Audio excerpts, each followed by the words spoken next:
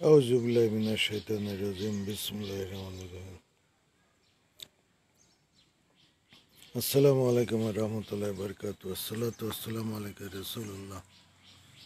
আসসালাতু ওয়াসসালামু আলাইকা হাবিবুল্লাহ। আশহাদু আল্লা ইলাহা ইল্লাল্লাহ। আশহাদু আন্না মুহাম্মাদুর রাসূলুল্লাহ। আলহামদুলিল্লাহ। ভাইরা, শিরিক কুফরি করবেন না, শিরিক কুফরির থেকে বেঁচে থাকুন। আল্লাহ তাআলা যাকে খুশি তাকে সমস্ত গুনাহ মাফ করবেন। শিরিকের গুনাহ আল্লাহ তাআলা কিছুতেই ক্ষমা করবেন না। আলহামদুলিল্লাহ। গত রাত্রি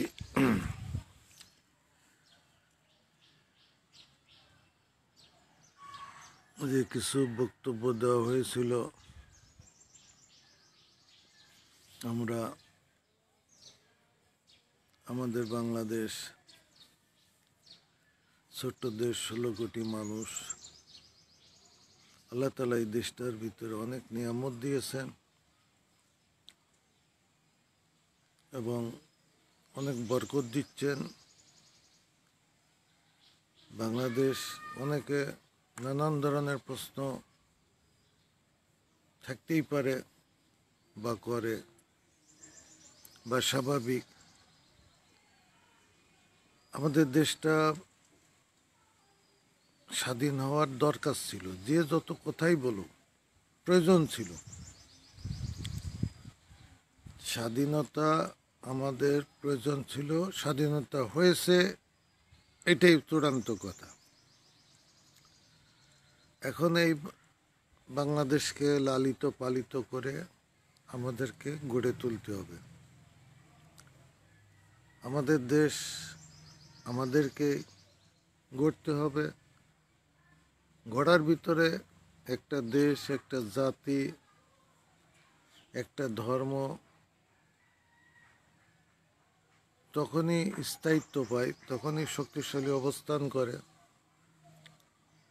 যখন ওই জাতির মাঝে আল্লাহ রসুলের পক্ষ থেকে ওই জাতি প্রতি যে নির্দেশিত কল্যাণ, হেদায়েত, রহমত, বরকত এবং ওই জাতির ভালো মন্দ যে দিকগুলি আছে, তারা যদি শেষে সংশোধন করে তারা আল্লাহ রসুলের রাস্তায় নিজেদেরকে পরিচালিত করতে পারে, সেই জাতি একটা টিকসই জাতি। এবং সেই জাতি হলো মুসলিম জাতি। সেই জাতি হলো মুসলিম জাতি। বিশ্বে যত জাতি ধর্ম আছে তারা তাদের ধর্ম পালন করবে, তাদের নীতি আদর্শ পালন করবে। সেখানে তাদের প্রতি আমাদের কোনো অর্থাৎ কোনো নোংরামি কথাবার্তাও নাই। তো তাদেরকে এই দোয়াই করব তাদের প্রতি, আল্লাহ যেন তাদেরকে বুঝটা দেন, সত্য বুঝটা দেন, তারা যেন উপলব্ধি করতে পারে সত্য আর মিথ্যা। পৃথিবীতে একটা হলো নিম্ন কর্মকাণ্ড, একটা হলো উচ্চতর কর্মকাণ্ড, একটা সম্মানিত, একটা বেজ্জতি। আপনি যদি রাস্তায় দিয়ে হেঁটে যাচ্ছেন, ধরেন প্রাইম মিনিস্টার রাস্তায় দিয়ে হেঁটে যাচ্ছে, উনি রাস্তায় দিয়ে হেঁটে যাচ্ছেন, একটা ছেলেরে থাপ্পড় মারল, 16 বছরের একটা ছেলেকে, বা কম বয়সে, আরো কম বয়সে একটা ছেলেকে থাপ্পড় মারলো বা মেয়েকে থাপ্পড় মারলো। তাই একটা রাষ্ট্রের প্রাইম মিনিস্টার বা একজন অফিসার বা একজন বিচারপতি বা একজন বয়োজ্যেষ্ঠ মানুষ যে ছোট একটা বাচ্চাকে যদি মারে, তাই পৃথিবীতে কি কোনো ধর্ম আছে, কোনো ব্যক্তি আছে, কোনো সমাজ আছে, পৃথিবীতে কি কেউ আছে যে ওই মারাটাকে সে সহজভাবে নিবে?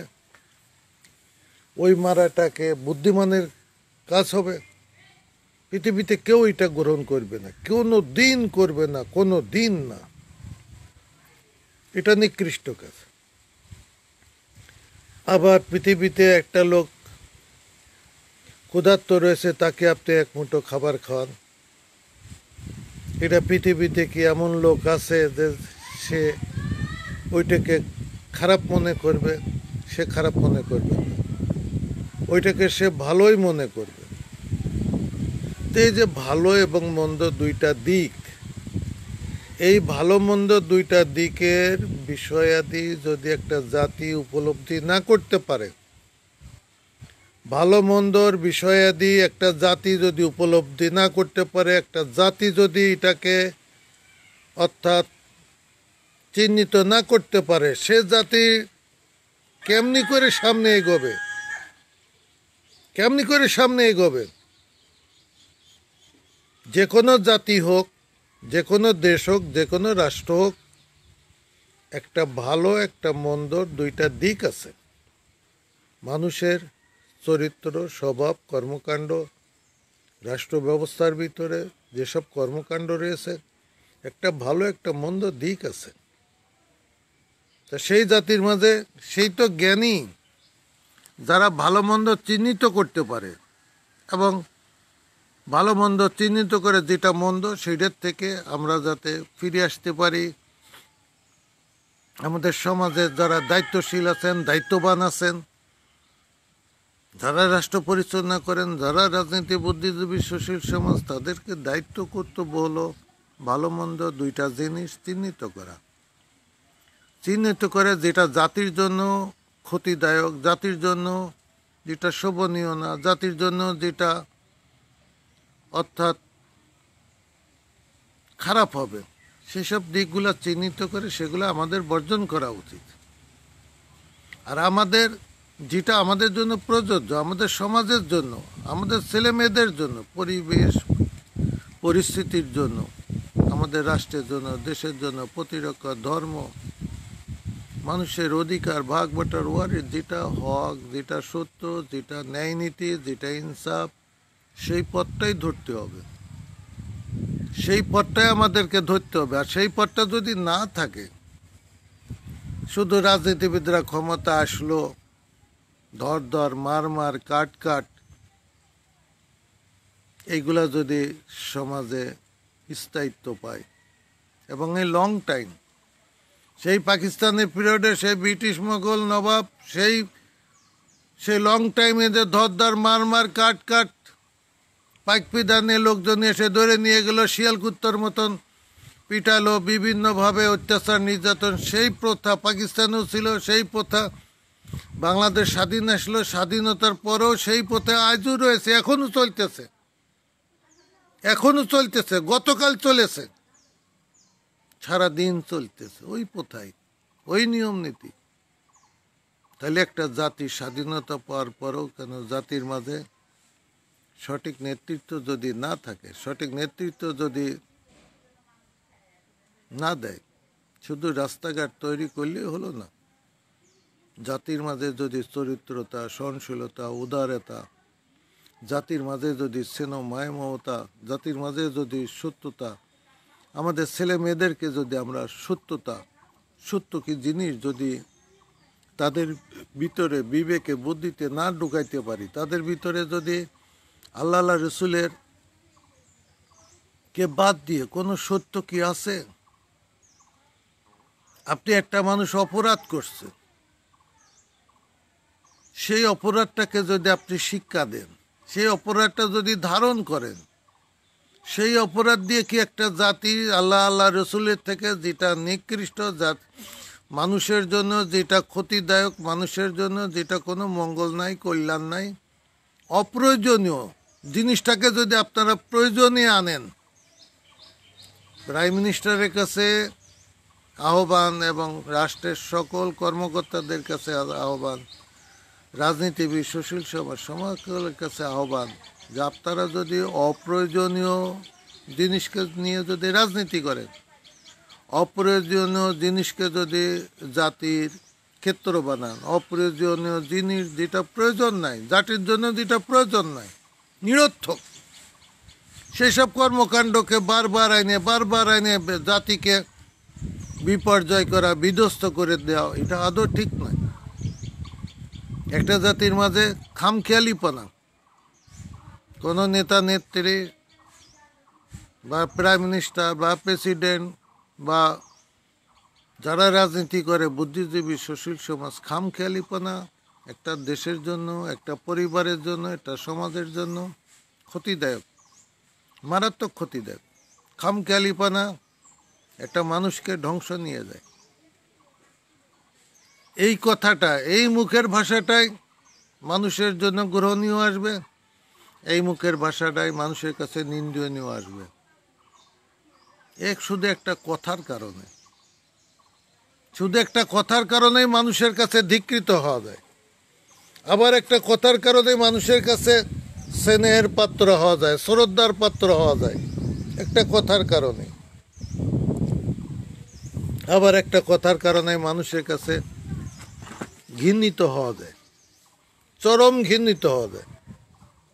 একটা কথা, একটা কাজ, একটা ভালো কাজ যদি কেউ করে মানুষ তাকে ভালো বলে, প্রশংসা করে। আবার একটা মন্দ কাজ যদি করে মানুষ তাকে ঘৃণা করে। এই যে দুইটা দিক, এই দুইটা দিক যদি বিবেচনা না করা হয় তা রাষ্ট্রের মাঝে বিশৃঙ্খলা লাগবেই, বিশৃঙ্খলা লাগবেই। যারা রাজনীতি করেন তারা মনে করেন যে আমরাই বুঝি, আর কেউ বোঝে না, আর সব ছাগল গরু মতন মনে করেন। এটা ঠিক না। এর থেকে বেরিয়ে আসুন। যিনি প্রাইম মিনিস্টার, একগুয়েমি, আপনি প্রাইম মিনিস্টার, আপনার একগুয়েমি, আপনাকে শ্রদ্ধা নিয়েই বলছি। অনেকে অনেক রাজনীতির চ্যাংড়া পোলাপান আজকাল গজিয়ে উঠছে। তারা একজন হাদিসে রাসূল আছে ইসলাম ধর্মের ভিতরে যে একজন কাফের যদি তিনি যদি বয়োজ্যেষ্ঠ হয় তবু তাকে শ্রদ্ধা করতে হবে, এটা হাদিস। একজন কাফের যদি হয়, সে যদি একদিনের জন্য ছোট হয় তবু তাকে স্নেহ করতে হবে। কারোর সাথে কোনো মানবের সাথে কোনো খারাপ আচরণ করা যাবে না। ধর্ম কখনো খারাপ আচরণ করার, ইসলাম ধর্ম কখনো খারাপ আচরণ করার নির্দেশ দেওয়া হয় নাই। সৌজন্যমূলক, আপনি কারো যদি পছন্দ নয় বাস সালাম দিয়ে পাশ কেটে চলে যান, এই কথাই বলা হয়েছে। আপনি যেটা পছন্দ করেন না পাশ কেটে চলে যান, ওটা আল্লাহর রাহে ছেড়ে দেন। একটা খারাপ কাজ হচ্ছে তাকে বাধা দেন, তাকে আদব কায়দার সাথে বাধা দেন। হতে পারে আমাদের দেশের প্রেসিডেন্ট, উনি মুরব্বী মানুষ, উনি মুরব্বী মানুষ, হয়তো উনি যেটা জানেন না আপনি সেটা জানেন না, আমি সেটা জানি না, আমি যেটা জানি না উনি সেটা জানেন না। একজন প্রেসিডেন্ট আমাদের দেশের জন্য, একজন প্রাইম মিনিস্টার আমাদের দেশের জন্য, যারা রাজনীতি করেন তারা মুরব্বী মানুষ, তাদেরও দায়িত্ব কর্তব্য আছে নিজেদের মান সম্মান ইজ্জত ঠিক রাখা। শুধু সিকিউরিটি বাউন্ডারির ভিতরেও তো থাকতে হলে তো চললো না। একজন প্রেসিডেন্ট, ওনার নামের উপরও তো জাতির উপরে একটা প্রভাব পড়ে। একজন প্রেসিডেন্ট, একজন প্রাইম মিনিস্টার নামের উপরও জাতির উপরে একটা প্রভাব পড়ে। তাদের চরিত্র, আখলাক, স্বভাব জাতির উপরে প্রভাব পড়ে। আবার ওনাদেরও উচিত জাতিকে সেইভাবেই গড়ে তোলা যাতে শ্রদ্ধার পাত্র হয়, যাতে মানুষ শ্রদ্ধা করে। তো এই যে ভালো মন্দ বিভিন্ন দিক বিবেচনা করে আমাদের সমাজে চলতে হবে। রাজনীতি কিছু চ্যাংড়া পোলাপান, অর্থাৎ অল্প বয়সের নেতৃত্ব, বাংলাদেশের রাজনৈতিক নেতৃত্ব দখল করার জন্য, অর্থাৎ তাদের আচরণ একেবারে নিম্নমানের, একেবারে নাম উল্লেখ করলাম না, একেবারে নিম্নমানের। এসব নিম্নমানের চরিত্র দ্বারা একটা জাতির কখনো নেতৃত্ব করা যায় না। জাতির একটা আদর্শ লাগে, সৌন্দর্য লাগে, কথাবার্তার মাধুর্য লাগে, দায়িত্বশীল।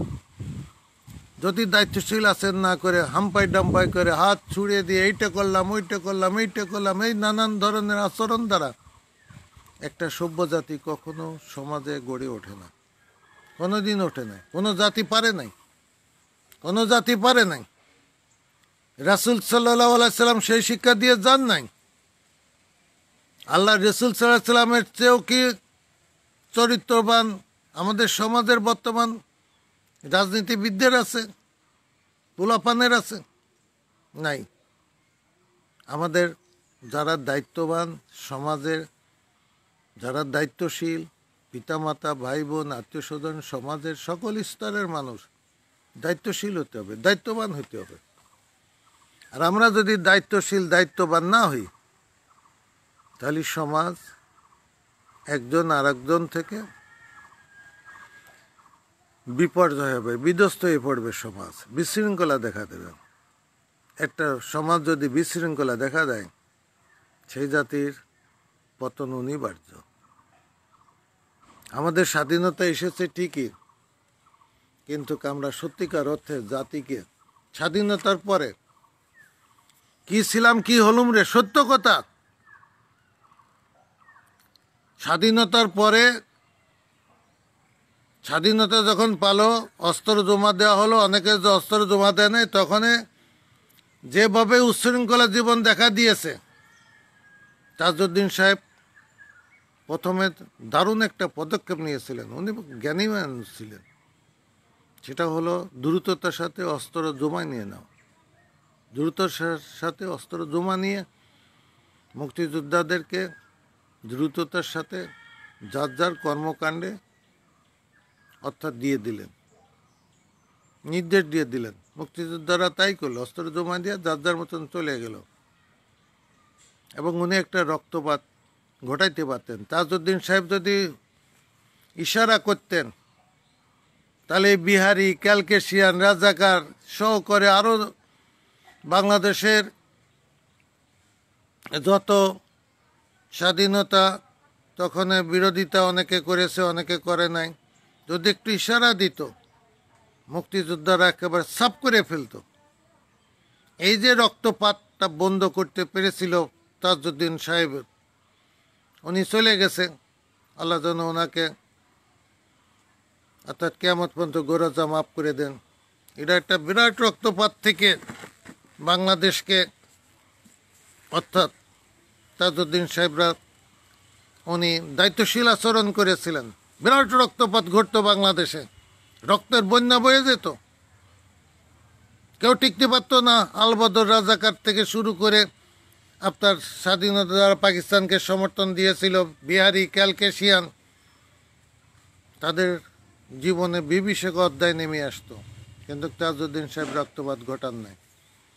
আবার শেখ সাহেব 10ই জানুয়ারি বাংলাদেশে আসার পরে রক্তপাত ঘটান নাই, রক্তপাত ঘটান নাই। এবং রক্তপাত যাতে না ঘটে সেই ব্যবস্থাটাই করেছে। কিন্তু এখন রাজনীতিবিদদের কি হচ্ছে, তারা কি বাংলাদেশে আবার রক্তপাত ঘটাইতে চান? আওয়ামী লীগ, বিএনপি আলারা কি আবার বাংলাদেশে রক্তপাত ঘটাইতে চান, আবার বিশৃঙ্খলা ঘটাইতে চান? রক্তপাতটি কি আপনাদের নেশা? রক্তপাত ঘটায় কি এই দেশটাকে বা পৃথিবী কোনো দেশ, কোনো শাসক রক্তপাত ঘটিয়ে কি সেই দেশের শান্তি, শৃঙ্খলা, নিরাপত্তা ফিরিয়ে আনতে পেরেছে? কোনোদিন কেউ পারে নাই। বরং আপনি একটা রক্তপাত ঘটাবেন, আর একটা পথ সে আর একজন, তার প্রতিশোধে সে আর একজন আর একটা ঘটাবে, তার প্রতিশোধে সে আর একজন আর একটা ঘটাবে, তার প্রতিশোধে সে আর একজন একটা ঘটাবে। এইরকমভাবে রক্তপাত একটা জাতির মাঝে ঘটতেই থাকবে। চাইয়ে দেখুন আফ্রিকার দিকে, চাই দেখেন মিডল ইস্টের দিকে, চাই দেখেন আফগানিস্তানের দিকে, পাকিস্তানের দিকে, একের পর এক রক্তপাত ঘটছে। হিংসা, প্রতিহিংসার আগুনে দাও দাও করে জ্বলছে বিশ্ব। আমাদের মুক্তিযোদ্ধাদের ব্যাপারে একটা কথা বলি, মুক্তিযোদ্ধারা কিন্তু খামা কোনো রক্তপাত ঘটায় নাই। মুক্তিযোদ্ধারা খামা কোনো রক্তপাত ঘটায় নাই। দেশ যখন স্বাধীন হয়, তখন মুক্তিযোদ্ধাদের যে একটা উল্লাস ছিল এবং তাদের যে একটা বেদনা ছিল, দুঃখ কষ্ট ছিল। বাংলাদেশ যখন স্বাধীন হয়, মুক্তিযোদ্ধারা অনেকে রাজাকার সামনে আসছে, তাদের একটা ধাক্কা মেরে সরিয়ে দিয়ে মুক্তিযোদ্ধারা সামনে এগিয়ে গেছে, রক্তপাত ঘটায় না। মুক্তিযোদ্ধারা, প্রবাসী সরকার এবং বাংলাদেশের পরবর্তী সরকার, তাজউদ্দিন সাহেব, শেখ সাহেব আসলেন, এনারা রক্তপাত ঘটান নাই, প্রতিশোধের আগুনই জ্বলেন নাই। এবং বাংলাদেশের কি হলো, তারপরে এই যে জাসদ গঠন হলো, কমিউনিস্টরা, বিভিন্ন দল গোষ্ঠীরা তারপরে রক্তের নিশায় মেতে উঠল, তা বাংলাদেশে আজও চলছে। এই রক্তপাত বন্ধ করতে হবে, এই রক্তপাত বন্ধ করতে হবে, রক্তপাতের নিশা বন্ধ করতে হবে। 1 নম্বর, হাসিনা খালেদা মনে রাখুন, 1 নম্বর বন্ধ করতে হবে। যদি আপনারা বন্ধ না করেন, কি বলবো, এই রক্তের নিশা বন্ধ করুন, হিংসা প্রতিহিংসার নিশা বন্ধ করুন। এটা ভয়ঙ্কর একটা বিষয়, একটা জাতির জন্য মারাত্মক ক্ষতিদায়ক। মানুষের ভিতরে যখন তখন যাকে মারা, থাপ্পড় মারা, আপনি রাস্তায় দিয়ে চলে গেলেন, তাকে একটা মারলেন, আপনি বড় আছেন বলেই মারবেন, আপনি ক্ষমতা আছে বলেই মারবেন, আপনি রাজনীতি করেন বলেই মারবেন, আপনি যে কোনো বাহিনী আছেন, আপনি কাউকে করলে পারেই মারবেন, যাকে খুশি তাকে মারবেন। একটা জাতিকে যদি আপনারা এইভাবে ব্যবহার করেন, রাষ্ট্র দ্বারা, প্রশাসন দ্বারা এবং রাজনীতি, ক্ষমতা পাওয়ার এই যে দিকগুলা আছে, যারাই ক্ষমতা যায় তারাই এইভাবে হিংসা বিদ্বেষ রক্তপাত ঘটায়, একজন আর একজন শোধ প্রতিশোধ, হিংসা বিদ্বেষ সমাজের ভিতরে এইসব বিষ যে ঢুকিয়ে দেওয়া হয়েছে, এই রক্তপাত থেকে জাতিকে আগে উদ্ধার করতে হবে। জাতির দ্বারা দায়িত্ব, জাতির মধ্যে কালকে আমার ভাগ্নের এমন একটা থাপ্পড় মারছে এক কমিশনার, মোহাম্মদপুরে এক কমিশনার, ভাগ্নের কানটা এখন শোনেই না। আল্লাহু আকবার, সে থাপ্পড়টা তো ভাগ্নেকে মারে নাই, আমাকে মেরেছে, আমাকে থাপ্পড়টা মেরেছে।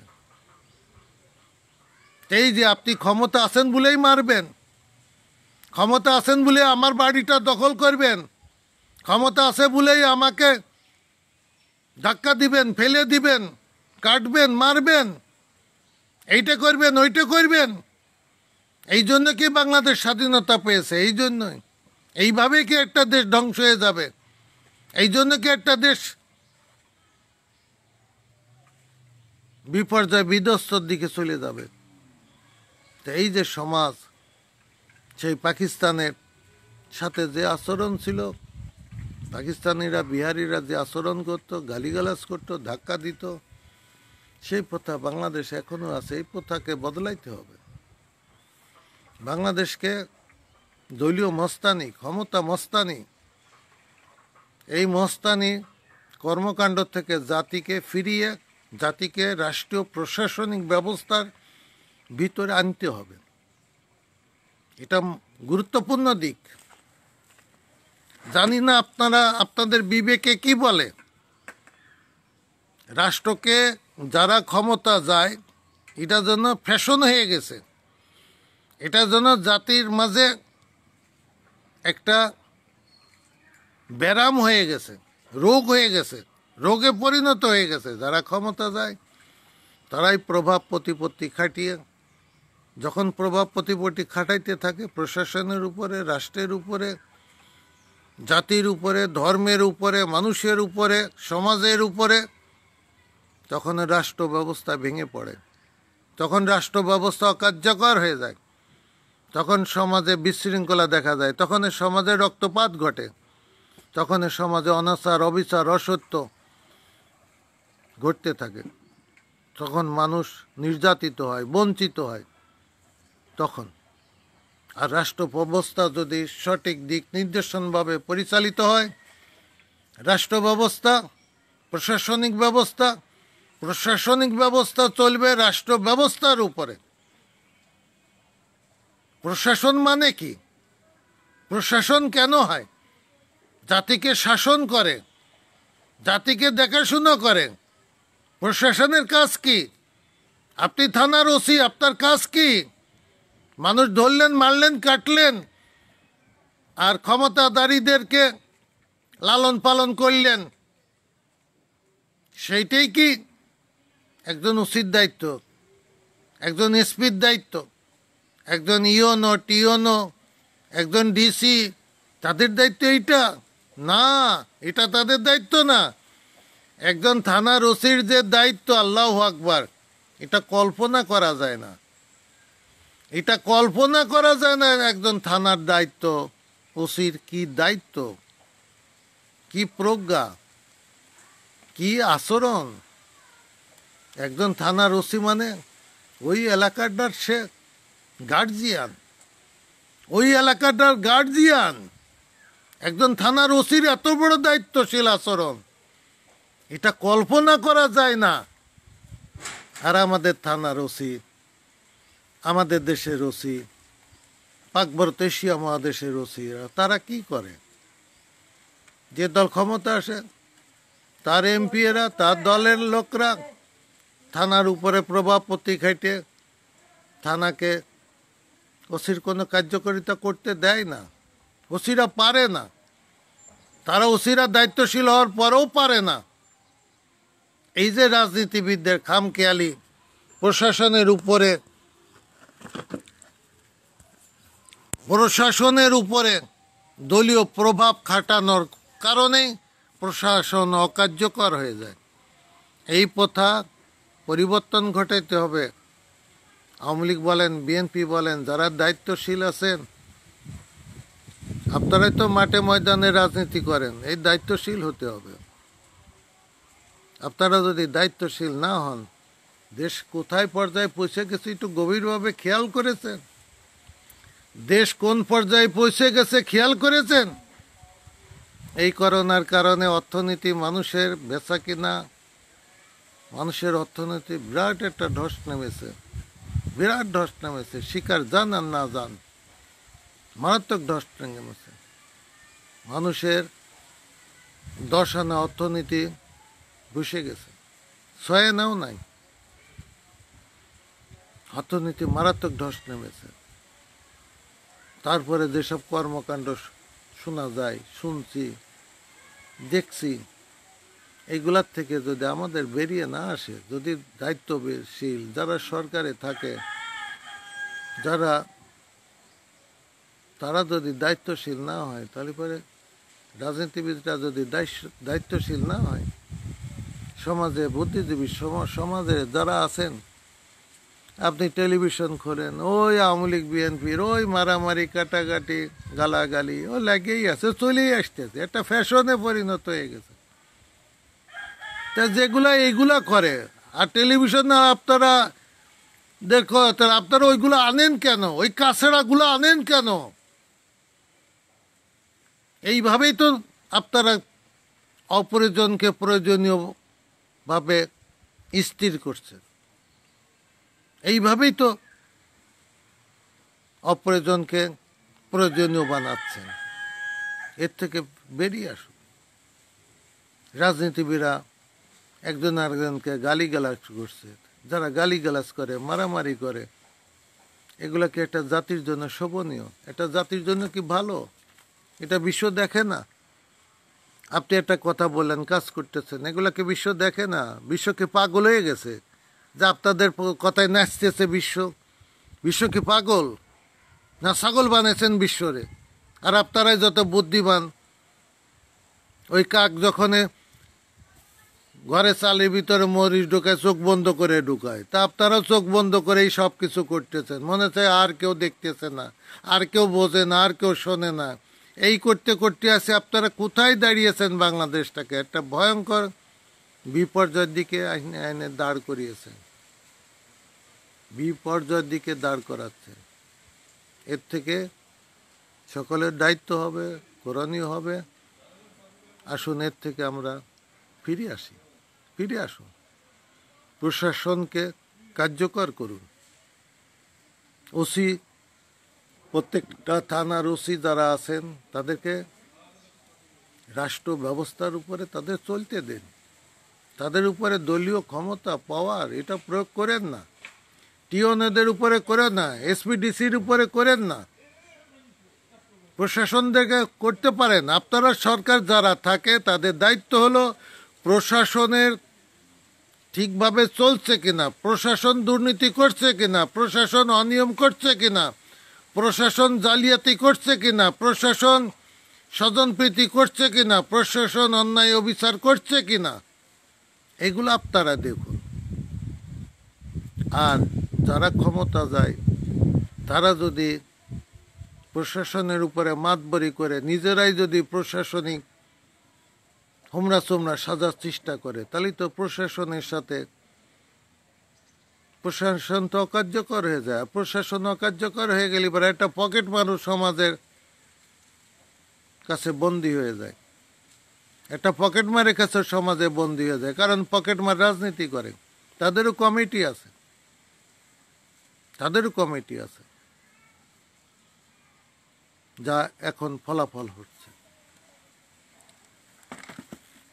যা এখন চলছে। এটা সব সরকারের সময় ছিল। তো এই যে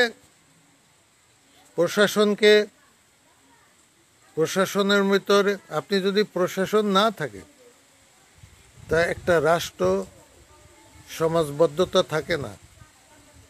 প্রশাসন যদি না থাকে, রাষ্ট্রের স্থিতিশীলতা থাকে না। প্রশাসন যদি না থাকে, রাষ্ট্রের ন্যায় নীতি, ইনসাফ, ইনসানিয়াতে থাকে না। এটাই একজন আরেকজনের মতন, যে যার মতন ইচ্ছা করলো সে তার মতন চলল।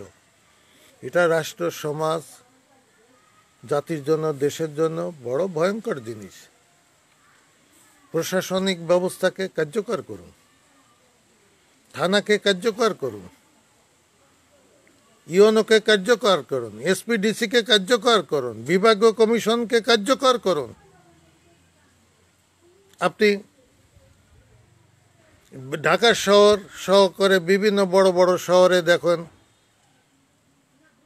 পৌরসভা নির্বাচন, ঢাকার শহরের পৌরসভা অর্থাৎ সিটি পৌরসভার কাজ কি? তারা সেই কাজটা করুক। মানে পৌরসভার আর যদি কমিশনাররা, যদি পৌরসভারা তারা যদি এইটা করে ওইটা করে, তারা যদি প্রশাসনের কাজ চালায়, তাহলে প্রশাসনের দরকার কি? সব বন্ধ করে দেন, সব বাড়ি পাঠিয়ে দেন, তাহলে তো আর কোনো দরকার নাই। তারা যদি প্রশাসনের কাজ করে, সিটি কর্পোরেশনের তো প্রশাসনের কর্মকাণ্ড চালাবার কোনো অধিকার নাই। তাদের কাজ হলো যেটা কাজ সেটা তারা করুক,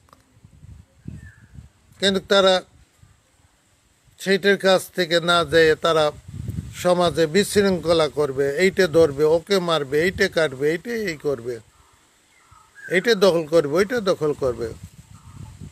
এটা তো বিশৃঙ্খলা দেখা যাচ্ছে। অর্থাৎ যার যতটুকু দায়িত্ব কর্তব্য আছে প্রশাসন তাকে করতে দেন, প্রশাসনকে সচল করুন, আর দলীয় লোকজনকে নিবৃত্ত করুন। পলিটিক্যালরা আপনারা যারা ক্ষমতা যাবেন, দলীয় লোকজনকে নিবৃত্ত করুন। প্রশাসনের কাছে ঢুকতে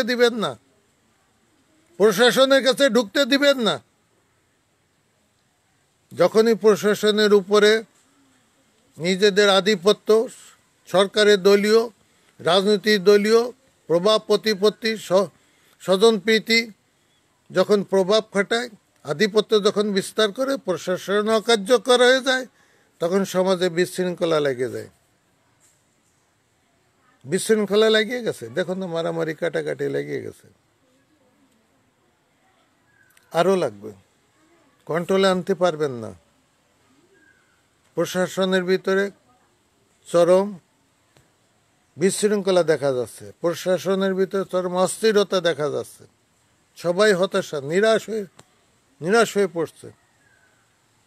তো এই পরিস্থিতির থেকে অর্থাৎ প্রাইম মিনিস্টারের কাছে বলবো, অনুরোধ করব, আহ্বান করব, দেশের অর্থনীতি একেবারে সারা বিশ্বব্যাপী একই অবস্থা, আমাদেরও একই অবস্থা। ছোট্ট দেশ, আমাদের অর্থনীতি তো সবাই তো বোঝে।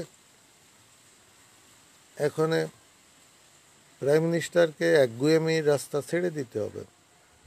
হয়তো অন্য কেউ বলে না, কিন্তু আপনাকে সৎ উপদেশ দেওয়া হচ্ছে।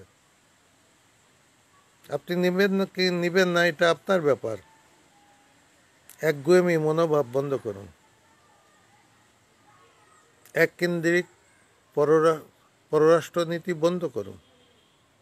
মুসলিম বিশ্বের সাথে সুসম্পর্ক গড়ে তুলুন। অর্থনৈতিক ক্ষেত্র গড়ে তুলুন এবং স্বজনপ্রীতিটা বন্ধ করুন। এখন কে আওয়ামী লীগ, কেউ বিএনপি, এইদিকে আর তাকানোর কোনো প্রয়োজন নাই। কে হাসিনা, কে খালেদা, কে আপনি, কে আমি, তাকাবার দরকার নাই। দেশটাকে কোনো অবস্থায় ধ্বংস হতে দেওয়া যাবে না। তাই স্বজনপ্রীতি, অপ্রয়োজনীয় খাত, যেটা অপ্রয়োজন, যেটা আমার এখনো প্রয়োজন নাই, তার পিছিয়ে পয়সা খরচ করার কোনো প্রয়োজন নাই। যেটা অপ্রয়োজনীয় খাত স্টপ করুন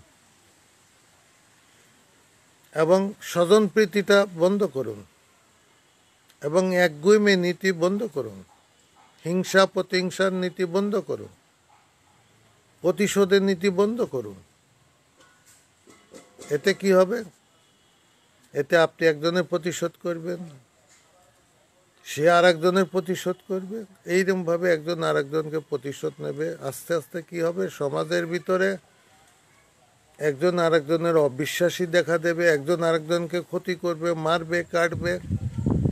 আপনি যদি কাউকে একটা বক্সিং মারে, সে কি সুযোগ পেলে আরেকটা মারবে না? সে তো সুযোগ পেলেই মারবে। চিরকালই তো আপনার হাত শক্তি থাকবে না, শক্ত থাকবে না, আর একজনের শক্ত থাকবে না। তো এইভাবেই কি মারামারি কাটাকাটি করে হিংসা বিদ্বেষ সমাজে ছড়িয়ে যাবে? ছড়াবে না। অর্থাৎ তার চেয়ে উচিত হবে সহনশীলতা পথ অবলম্বন করে জাতির প্রত্যেকটা নাগরিকের জন্য সুবিচার, ন্যায়নীতি, ইনসাফ, ইনসানিয়াত, অর্থাৎ বিচার ব্যবস্থা, যেখানে আইন কানুন যেটা মন্দাল আমলে যেটা ড্যামেজ মেরে গেছে সেই সব দেশেই নাই, সেসব আইন কানুন পরিবর্তন করে বিচার ব্যবস্থাকে সুসংগঠিত করে, যাতে কোরআন সুন্নাহ সম্মত যারা অন্য ধর্মের লোক আছে তারা তাদের প্রচলিত বিচার ব্যবস্থা মানুক। তারা যদি আল্লাহ রসুলের বিচার ব্যবস্থা মেনে নেয়, ভালো, আলহামদুলিল্লাহ, সবাই পাবে।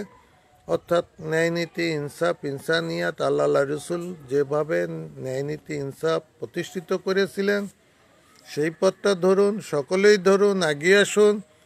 একটা মহা বিপর্যয় থেকে দেশ যাতে মুক্ত পায় সে চেষ্টা করুন, যাতে আমাদের দেশটা আমরা আমাদের সন্তানদের জন্য যাতে আমরা নিরাপদ রাখতে পারি।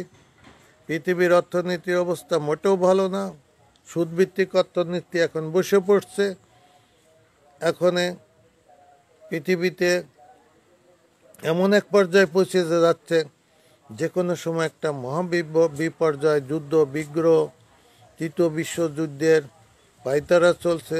এক দেশ আরেক দেশকে মানছে না, এক দেশ আরেক দেশের জন্য হুমকি হয়ে দাঁড়াচ্ছে, এক দেশ আরেক দেশের বিশ্বাস করছে না। আস্তে আস্তে সমাজ যেরকম একটা সোনের ঘর, অর্থাৎ বাতা কেটে দিলে পরে, সুতা কেটে দিলে পরে যেরকম ঝরঝর করে পড়তে থাকে, ঠিক ওই রকম বিশ্ব সমাজ ব্যবস্থা দেশে দেশে, জাতিতে জাতিতে, ধর্মে ধর্মে, ব্যক্তিতে ব্যক্তিতে, গোষ্ঠীতে গোষ্ঠীতে আজকে সম্পর্কহীন হয়ে যাচ্ছে এবং সব বিচ্ছিন্ন হয়ে যাচ্ছে একের পর এক। রাসূল সাল্লাল্লাহু আলাইহি ওয়াসাল্লাম বিদায় ভাষণে বলেছিলেন, জাতিতে জাতিতে, ধর্মে ধর্মে, গোষ্ঠী গোষ্ঠীতে রক্তপাত অর্থাৎ বন্ধ করে গিয়েছিলেন। সেই রাসূল সাল্লাল্লাহু আলাইহি সাল্লামের হুকুম বাস্তবায়ন না করার কারণে বিশ্ব আজ কোনো দেশ, কোনো জাতি, কোনো ধর্ম কেউ কারো মানছে না। কেউ সকলে যেন হিংসার প্রতিহিংসা, সকলে যেন সন্দেহ এমন এক পর্যায়ে পেয়ে গেছে, এই বুঝিন সে আমার মারবে, এই বুঝিন অমুক আমাকে মারবে। এই যে সন্দেহ প্রবণতা, এটা বিশ্ববাসীর কাছে একটা প্রবলভাবে জেগে উঠেছে। বিশ্ব এখানে মারাত্মক হুমকির মুখে চলে গিয়েছে। এই পরিস্থিতির ভিতরে যদি আমরা বুদ্ধিমানের হয়ে থাকি, তাহলে পরে আমাদের দেশের ভিতরে হিংসা, বিদ্বেষ, অহংকার এগুলা বন্ধ করুন। এগুলা ভয়ঙ্কর একটা অপরাধ, ভয়ঙ্কর একটা অস্ত্র। 100 পারমাণবিক বোমার ক্ষতিদায়ক হিংসা, বিদ্বেষ যদি একটা সমাজে ছড়িয়ে দেওয়া হয়, এটা সমাজকে ক্ষত বিক্ষত করবে, সমাজের ভ্রাতৃত্ব, সৌহার্দ্য এটা সম্পূর্ণ ধ্বংস করে দেবে।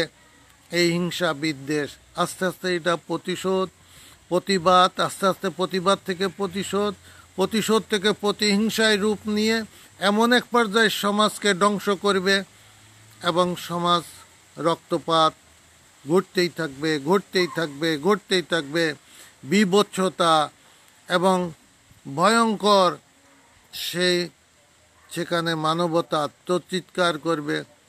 মানুষের অধিকার তখন লঙ্ঘিত হবে, মানুষের সেবা খাত বিপর্যয় দেখা দেবে। এতে মানুষের ভিতরে চরম নৈরাজ্য অবস্থা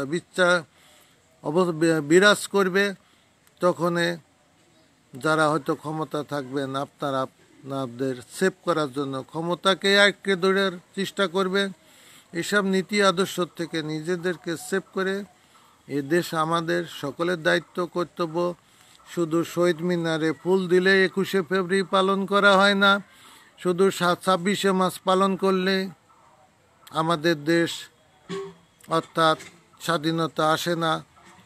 অর্থাৎ স্বাধীনতার জন্য, দেশের জন্য, মানুষের জন্য আমাদের যে কর্তব্য, যে কারণের জন্য বৈষম্য ব্যবস্থা দূর করতে হবে, স্বজনপ্রীতি দূর করতে হবে এবং একগুঁয়েমি দূর করতে হবে, হিংসা বিদ্বেষ দূর করতে হবে, পরস্পর মারামারি, কাটাকাটি, ফিতনা ফিসাদ দূর করতে হবে, নিজেদের আধিপত্য জাতির উপরে চাপিয়ে দেওয়া দূর করতে হবে, প্রশাসনকে সচল করতে হবে। প্রশাসন দ্বারা জাতির অর্থাৎ অধিকার সমূহকে নিশ্চিত করতে হবে, ন্যায় বিচার দিতে হবে, জাতির ভিতরে ঐক্যবদ্ধতা আনতে হবে, জাতির সহনশীলতা, উদারতা, শিক্ষা দীক্ষা দিয়ে জাতিকে সুন্দরভাবে গড়ে তুলতে হবে এবং প্রশাসন দ্বারা মানুষের অধিকার সমূহ নিশ্চিত করতে হবে। মানুষ অর্থাৎ অসুবিধায় পড়েই তো প্রশাসনের কাছে যায়। তা সেই প্রশাসন যদি মানুষকে নিরাপত্তা দিতে পারল না, মানুষের অধিকার নিশ্চিত করতে পারল না, মানুষের সমস্যাকে সমাধান করতে পারল না, প্রশাসন যদি মানুষের সমস্যার সমাধান না করতে পারল, রাষ্ট্র ব্যবস্থা যদি মানুষের সমস্যার সমাধান না করতে পারল, সেই প্রশাসন থেকে কী লাভ? সেই প্রশাসনের দায়িত্ব কি এই দেশের মানুষ আর কতকাল বহন করবে? কতকাল বহন করবে? এই দেশের মানুষ খাজনা, ট্যাক্স, ভ্যাট এইগুলাই তো দিয়ে বিভিন্ন কর্মকাণ্ডে দিয়ে প্রশাসনের খরচ ব্যবহার করে। এই দেশের মানুষের রক্ত মাংসের পয়সা দিয়ে প্রশাসন খরচ ব্যবহার করে। সেই দেশের মানুষ যদি প্রশাসনের কাছে যেয়ে একটু নিরাপত্তা না পায়, একটু ভালো কথা না পায়, সেখানে যেয়ে যদি দুর্নীতির শিকার হয়, সেখানে যদি নির্যাতনের শিকার হয়, সেখানে যদি অসত্যের শিকার হয়, সেখানে যদি ঘাড়ে ধাক্কার শিকার হয়, সেই সব সরকার ব্যবস্থার দ্বারা যদি মানুষ নির্যাতিত হয়, প্রশাসন যদি অকার্যকর হয়, তাহলে এইসব সরকার ব্যবস্থা, এইসব রাজনৈতিক ব্যবস্থা, এইসব নির্বাচন ব্যবস্থা, এইসব রাষ্ট্র ব্যবস্থা দিয়ে আপনি কি করবেন? ধুয়ে দিয়ে পানি খাবেন, ধুয়ে দিয়ে পানি খাবেন। তারপরে আপনার আধিপত্যবাদ, আপনার সে যে দলই ক্ষমতায় যাক না কেন, তাদের ভীষণ জাতির উপরে, রাষ্ট্রের উপরে বাস্তবায়ন করার জন্য তাদের ভীষণ অনুযায়ী তারা যখন অগ্রসর হয়, তখন তারা সমাজকে বিষিয়ে তোলে। এই কর্মকাণ্ড পলিটিক্যাল পার্টিদেরকে, সরকারি দল হোক, বিরোধী দল হোক, আওয়ামী লীগ হোক, বিএনপি হোক, এইসব মতবাদ থেকে ফিরে আসতে হবে। অর্থাৎ আপনাদের নীতি আদর্শ জাতির উপরে চাপিয়ে দিয়ে, আপনাদের নীতি আদর্শ জাতির উপরে চাপিয়ে দিয়ে আর জাতির অধিকার সমূহকে দাবিয়ে রেখে পায়ের তলে দলিত মোহিত করে মস্তানের আন্ডারে দেশটাকে দিয়ে একটা রাষ্ট্র ব্যবস্থা কখনো সুবিচার, ন্যায়নীতি, ইনসাফ, ইনসানিয়াত কখনো প্রতিষ্ঠিত হইতে পারে না, কখনো হইতে পারে না, কখনো না। অর্থাৎ দায়িত্বশীল সকলে দায়িত্বশীল আচরণ করুন। যারা প্রশাসনে আছেন তারা দায়িত্বশীল আচরণ করুন। আপনি দেখুন তো, জাতি অসত্য জাতি কখনো সমর্থন করে না। যেটা সত্য, যেটা ন্যায়নীতি, যেটা ভালো, সেটা প্রত্যেকটা দলের নেতাকর্মীরা, লোকরা, সমর্থনরা স্বীকার দেয়। তাহলে পরে কেন আপনারা সত্যের পথ আসছেন না? কেন আপনারা ভালোটা ধরেন না? কেন হিংসা বিদ্বেষ সমাজে ছড়াচ্ছে? কেন চলতে থাকে? তাহলে এইভাবে কি যত দিন যাচ্ছে ততই তো আমরা বিপর্যয় বিধ্বস্তর দিকে এগিয়ে যাচ্ছি। এর থেকে কি মুক্তি নাই? এর থেকে কি বাঁচার কোনো পথ নাই? পথ একটাই আছে, সেই পথটা আসুন। হয়তো বলে ফেলবেন ওই একটাই পাইছো, ওই একটা ছাড়া আর দ্বিতীয় কোনো পথ নাই। সকলে আসুন আমরা কোরআনের কাছে ফিরে আসি। কোরআনই সমস্যার সমাধান করেছে। আল্লাহ রসুল কোরআনুল করিমে আছে। তোমাদের ভিতরে যদি কোনো সমস্যা দেখা দেয়, তোমরা আল্লাহ রসুলের ফয়সালাকেই মেনে নাও, তোমরা কোরআন সুন্নাহর ফয়সালাকেই মেনে নাও। কোরআন দ্বারাই কেবল সত্য প্রতিষ্ঠিত করা যায়, কোরআন দ্বারাই কেবল মিথ্যাকে বিদায় করা যায়। একটা জাতিকে যদি সঠিকভাবে না গড়ে তোলা যায়, এবং তাহলে পরে সেই জাতি বিশৃঙ্খলা, বিপর্যয়ে আসতে বাধ্য। তাই আসুন, জাতি চরম পর্যায়ে যাওয়ার আগেই জাতিকে চরম বিপর্যয় থেকে উদ্ধারের জন্য সকলের এগিয়ে আসতে হবে। সকলে এগিয়ে আসুন, আপনারাই করুন। অর্থাৎ যেটা ভালো সেইটা করুন, যেটা মন্দ সেইটা করবেন না। শুধু নিজের খামখেয়ালিপনা, নিজেদের স্বেচ্ছাচারিতা আর জাতির উপরে চাপিয়ে দিয়েন না। জাতি এখন অনেক সচেতন হয়ে গেছে, বিশ্ব এখন অনেক সচেতন হয়ে গেছে। বাংলাদেশটা একটা কথা বলতাম, সেটা বললাম না, পরবর্তীতে সুযোগ সন্ধানে আছি, বলবো ইনশাল্লাহ, আল্লাহ যদি তৌফিক দেন। আসুন আমরা আল্লাহ রসুলের রাস্তায় চলে আসি। তখনই আমাদের প্রতি এই সুন্দর দেশ, এই দেশের মানুষগুলা কত সুন্দর, ভালো। গ্রামে যখন আসি, এই মুরব্বীদের সাথে যখন দেখি, সে কত সেই ডাক একটা ডাক দেয়, তাদেরকে আপন মনে হয়। গ্রামের উপর আপন, গ্রামের সে ধনী হোক গরিব হোক, যারা মুরব্বী ছেলেমেয়েরা চোখের সামনে চলাফেরা করে, মনটা ভরে ওঠে যে এই তো আমাদের বাংলাদেশ, এই তো আমাদের গ্রাম, এই তো আমাদের গা, এই তো আমাদের পাড়া, এই তো আমাদের সমাজ। স্নেহ মমতায় ভরপুর ছিল সেই বাংলাদেশ এখন রাজনীতি, হিংসা, প্রতিহিংসা ঘরে ঘরে ঢুকে সমাজকে করেছে চরম কুলস। এই কুলস মুক্ত হওয়ার জন্য আসুন আমরা প্রত্যেকটা দেশের নাগরিক, প্রত্যেকটা দেশের পিতামাতা, প্রত্যেকটা দেশের থানার ওসি, প্রত্যেকটা দেশের প্রত্যেকটা ওসি, ইওনো, এসপি, ডিসি সহকারে, বিভাগীয় কমিশনার সহকারে, যারা সমাজে যারা গণ্যমান্য আছেন, প্রশাসন আছেন, যারা বাইরে যারা জ্ঞানীগুণী আছেন, সমাজের সকল স্তরের মানুষ, পিতামাতা, ধনী গরিব, একজন কৃষকেরও তার যথেষ্ট জ্ঞান আছে। সকলকে আসুন আমরা একে অপরের প্রতি আপন হয়ে ভালোবাসা, শ্রদ্ধা, স্নেহ দ্বারা এবং সৌহার্দ্য দ্বারা ভ্রাতৃত্ববোধ গড়ে তুলে আমরা সুন্দর একটা সমাজ, সুন্দর একটা দেশ, সুন্দর একটা ভবিষ্যৎ, সুন্দর একটা চরিত্র, সুন্দর একটা কথা আমরা একজন আরেকজনের জন্য উপহার দিই, একজন আরেকজনকে আলিঙ্গন করে নিই, একজন আরেকজনের প্রতি আমাদের যে দায়িত্ব কর্তব্য সেটা আমরা সঠিকভাবে পালন করি। আসসালামু আলাইকুম ওয়া রাহমাতুল্লাহি ওয়া বারাকাতুহু।